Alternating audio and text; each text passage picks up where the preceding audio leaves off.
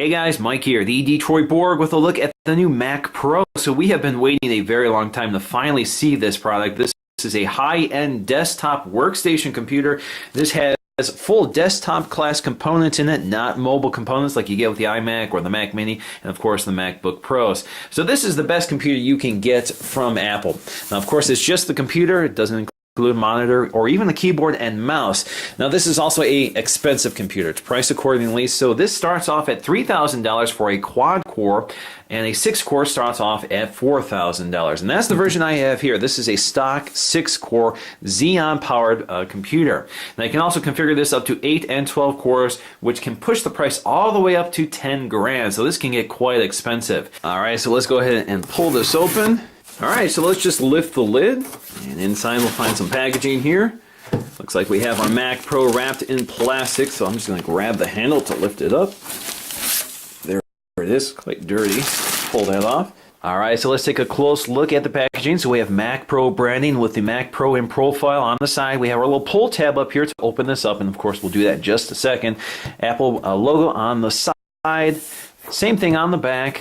Same thing on the other side. Now on the bottom you'll find all of the specs, so let me get situated here so you can take a look at that. Now the big label on the bottom of the box reveals the stock configuration we have here. Again, 6-core, 3.5 gigahertz Intel Xeon E5 processor. We have 16 gigs standard of RAM. This is clocked at 866 megahertz. This is ECC memory, so it's high-speed RAM, tends to be more expensive, but you can upgrade this yourself all the way up to 64 gigs. Now to get to 64 gigs, third party, it costs about $800, which is a little cheaper than what Apple will charge. I think it's $1,200. So we have two AMD FirePro D500 graphics processors. So all Mac Pros come with dual graphics, and the 6-core comes standard with D500. The quad-core comes standard with D300. Now the D300 comes standard with 2 gigs of GDDR5 memory. The D500s comes with 3 gigs, and the D700s come with 6 gigs. Now we have 256 gigs of PCI-based storage standard. You can upgrade this up to 1 terabyte, so that's high-speed storage. So you get really good performance there, and we'll demonstrate that in this video. Now I'll talk about the I/O ports when we get to the Mac Pro. This does come with 802.11 AC Wi-Fi and Bluetooth 4.0 built in. Now if you look closer, you also see designed by Apple in California and assembled in the USA. So these are assembled in Texas. Now this isn't the only Mac to be assembled in the USA. The iMac is also assembled here if you get a custom configuration. Alright, so let's go ahead and open the box. They give us a little tab here to pull open instead of cutting the seal. Alright, so let's go ahead and lift the lid here. And inside we'll actually find this literature packet. Let's go ahead and pull this out. So let's take a quick look at that. So you can see designed by Apple in California. Now the first pamphlet says full speed ahead, of course, alluding to the fact that this is a high-end, high-speed desktop. We have Mac Pro, which is basic regulatory information and warranty information. And we have something really special here, which are these black Apple stickers unique to the Mac Pro. That's kind of neat to see. Now let's take a closer look at this pamphlet, which is kind of nice. So full speed ahead. Welcome to your new Mac Pro. You're about to begin a very happy and productive relationship, so let's get started.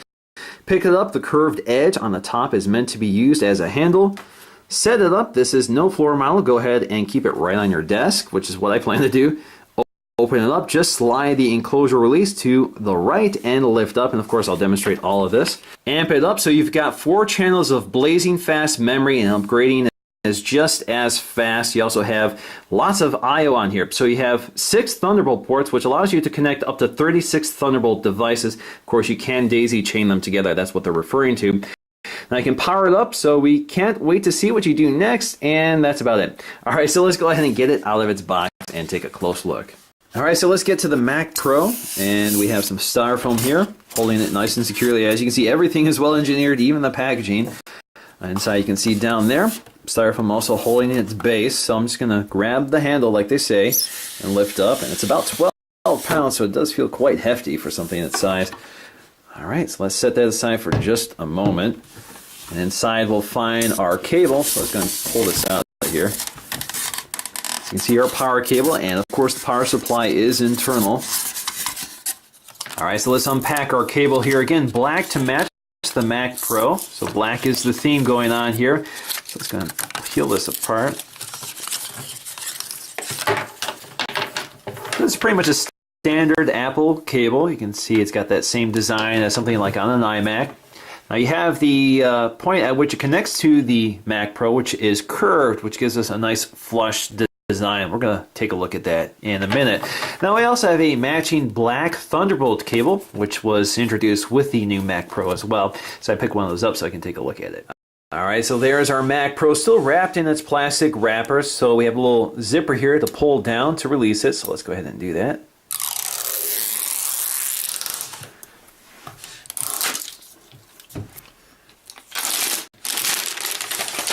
There we go. Alright, so let's go ahead and take a close look at the design of the Mac Pro, which is a story in itself. So it's quite unusual for a desktop computer, certainly a stark departure from the outgoing cheese grater style Mac Pro, which was more of a classic desktop tower. So this is cylindrical because it's based on a thermal core. It's basically got a huge heat sink in the center that connects to all of your components, including your graphics processor and CPUs, and it ventilates toward the top. So there's a single fan at the top, very large fan, custom designed by Apple, and it ventilates from the bottom and blows out the top. So this keeps it very quiet, so we have a much more quiet desktop than the outgoing Mac Pro. And of course much more compact. Now this is about 9.9 inches tall, 6.6 inches wide, has an aluminum external enclosure which is milled. This is actually extruded aluminum that has been milled and polished to this very shiny finish. It's not quite black, kind of has a metal or gunmetal finish to it. It doesn't look like any other Apple device, doesn't look like space gray or something like that. It's kind of unique to the Mac Pro. Now we also have our switch here for opening up the shelf. So you can see we have a nice metal switch here. It's not plastic, so they've done a very nice job with every single detail on this. Now in terms of I/O, we have audio input and output as well as 4 USB 3.0 ports. We have 6 Thunderbolt 2.0 ports, which have speeds of up to 20 gigs per second, and we have 2 gigabit Ethernet ports. Now we also have an HDMI 1.4 port, and that's good for 4K displays at 29 Hertz, which is not great. You definitely want higher, but hopefully this is upgraded to 2.0 through software. We're not sure at this point. Of course, we have our power button, and we have our power connector. Now if you flip the Mac Pro upside down, you can see the ventilation on the bottom. This is the intake vent. On the bottom, you also find this rubber foot, which is just grippy enough to hold onto a desktop, but not too grippy to prevent you from turning it around to access the I/O ports on the back. You can see we have our Mac Pro branding up here, designed by Apple in California, assembled in the USA. Now along the top, we have our exhaust vent, which also acts as our handle. So let's go ahead and remove this shell so we can take a look at the internals. All right, so to open this up, just unlock it, lift up.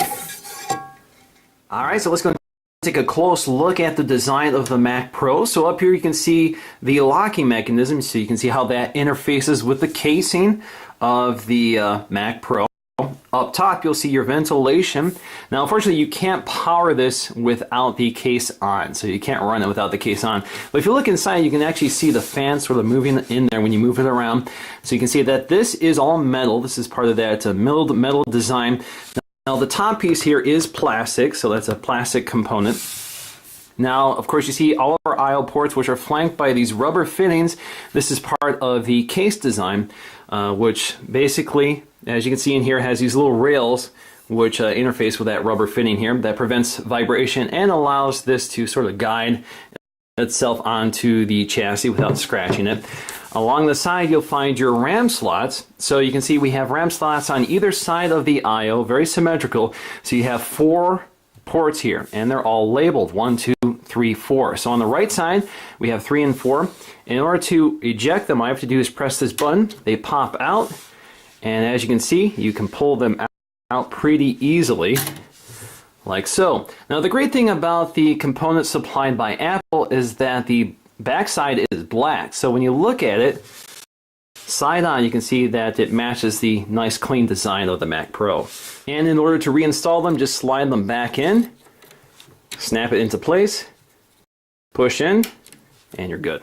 Now if we spin this around, we can find our dual GPUs. So you can see these are the back sides of the boards, and the GPUs are actually on the inside of these, connected to the heat sink.